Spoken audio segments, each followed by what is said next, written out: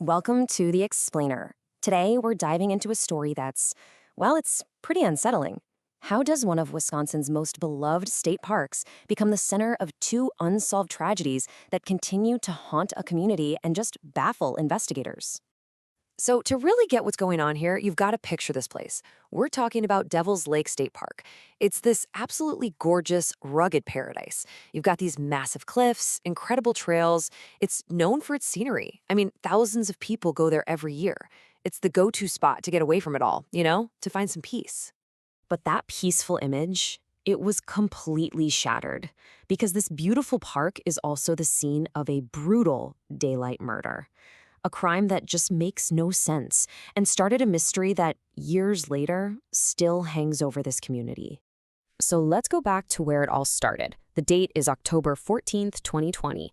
A 24-year-old guy, John Schmutzer, drives out from Wauwatosa.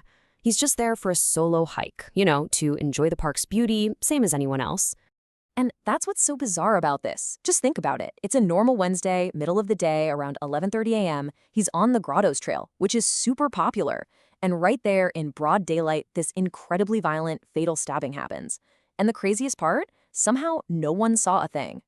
Okay, so the Sauk County Sheriff's Office gets to the scene, and right away, they hit a brick wall. This case, it's not just challenging, it's a complete puzzle from the get-go. And again, this isn't some backwoods, deserted trail. We're talking about one of Wisconsin's busiest parks. You'd think somebody, anybody, would have seen something suspicious. But no. The motive? A total mystery. Robbery was ruled out because nothing was taken. The weapon? Never found. DNA was collected, but it didn't match anyone in the system. And witnesses? Zero. The trail just went ice cold, instantly.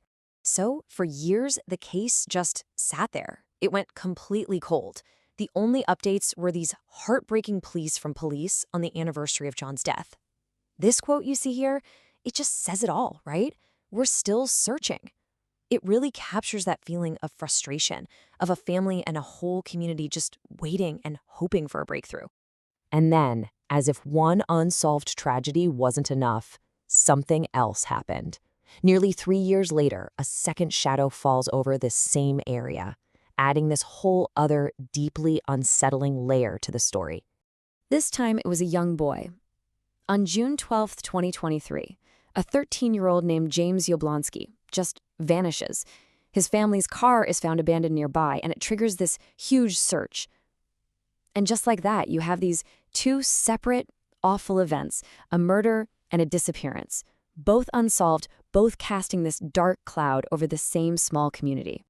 So, to be clear, police have never officially said these two cases are connected. But in the public's mind, and visually, oh yeah, they're linked, in a really big, impossible-to-miss way.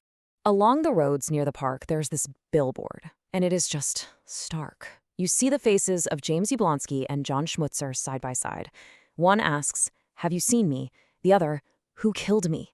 Can you imagine driving past that every single day? It's this silent, constant plea for answers, hoping to catch the eye of someone, anyone who knows something. And right there on the billboard, it points everyone to one place, the Sauk County Sheriff's tip line. The message is loud and clear. Even the tiniest detail, something you might think is nothing, could be the one thing that finally breaks these cases wide open. Okay, so fast forward. Years have gone by since John Schmutzer's murder. And then, out of nowhere, a possible break in the case emerges.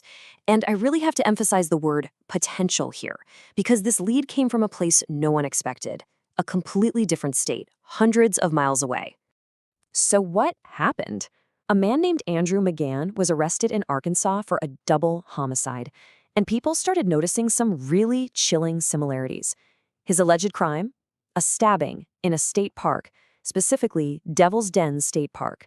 The name alone, Devil's Den, was enough to make people's hair stand on end, and tips just started flooding in. It was definitely enough for Wisconsin investigators to sit up and take notice. So this kicked off a very careful process. You can't just jump to conclusions in a case like this. Sauk County investigators reached out to Arkansas and requested a DNA comparison. It's a huge lead, maybe the most promising one they've had. But, and this is a big but, as of right now, nothing has been confirmed publicly. So it's still just a possibility, a what if. Which brings us pretty much up to today. Even with this potential lead from Arkansas, even after all this time has passed, that dark shadow over Devil's Lake, it's still there. And the unanswered questions are just hanging in the air. Here's the bottom line. It's been over 5 years since John Schmutzer was killed, and his murderer is still free. It's been nearly 3 years since James Yablonsky disappeared, and he's never been found. You have two families, an entire community, just stuck in this awful waiting game, hoping for answers that just won't come. It just really makes you think, doesn't it? How can a place that's supposed to be about natural beauty and peace become the setting for such dark, unsolved secrets? It leaves us with this one, final, really haunting question. What in the world really happened at Devil's Lake?